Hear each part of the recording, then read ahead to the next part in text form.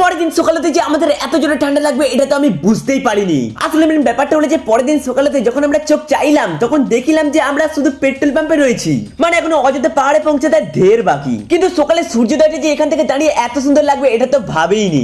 যাবে এখন সেই মুহূর্তে চলে এসেছি যখন আমাদের ঘোড়া দৌড়ানোর জন্য একদমই রেডি। আই মিন আমার নাম লেখা 500 কোটি টাকা দামি বাস। এন্ড তার সাথে চলতে চলতে আমরা দেখলাম অসংখ্য রাম মন্দির, হনুমানজির মন্দির, এন্ড সাথে ওই দেখা যায় দূরে অযোধ্যা পাহাড়। আর কি বলবো তোমাদের বলতে বলতে আমরা চলেছি আমাদের অযোধ্যা পাহাড়ের মেন ডেস্টিনেশনে। আর এখানে আসার আগে তো আমি এটা এক্সপেক্টই করিনি, মানে এখানে আমরা সব এখানে রয়েছে 500 কোটি লোকজন সহ 500 কোটি বাস। যাবে ওসব বাদ দাও, এখন সেই মুহূর্তে চলে এসেছি যখন আমরা ঘুরবো আমরা অযোধ্যা পাহাড়ের ফুল ট্যুর। কিন্তু তার আগে সকাল সকাল তো ব্রাশ করতেই হবে, এন্ড তার সাথে পেট পুজো তো করতেই হবে, কারণ খাওয়াই ধর্ম, খাওয়াই কর্ম, খাওয়াই কাজ। সেই জন্য আমরা এখন ব্রাশ করে টিফিনের দিকে অগ্রসর হই। ততক্ষণ তোমরা চ্যানেলটাকে সাবস্ক্রাইব করে দাও। দেবর সঙ্গে দেখা হচ্ছে নেক্সট মিনি ব্লগে, ততক্ষণ জন্য টাটা বাই বাই।